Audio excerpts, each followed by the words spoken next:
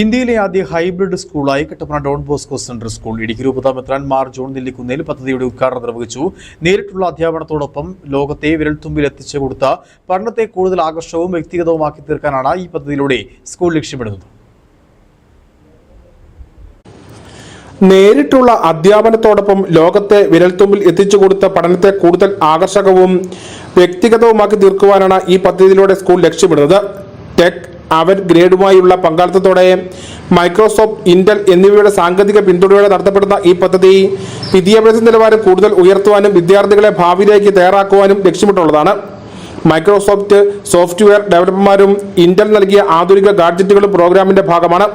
നേരിട്ടുള്ള അധ്യാപനത്തോടൊപ്പം സാങ്കേതിക വിദ്യയുടെ കരുത്തും കൂടി ചേരുന്നതോടെ പഠനം കൂടുതൽ ആകർഷകവും വ്യക്തിഗതവുമായി തീരും.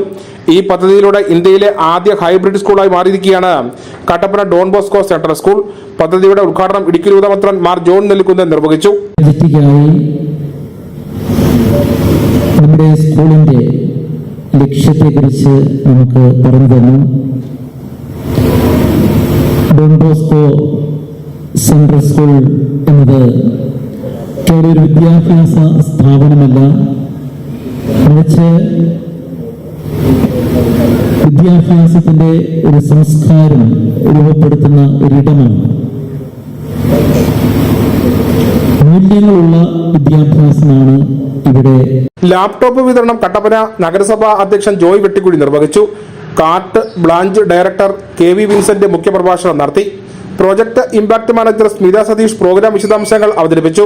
School manager father Varghese Thannippara, principal father Varghese Edathichira, vice principal father Ajeesh Sebastian, administrator father James Pulakkattu, PTA president Sunny Xavier, coordinators Jojo Abraham തുടങ്ങിയവർ സംസാരിച്ചു. News bureau Kattappana.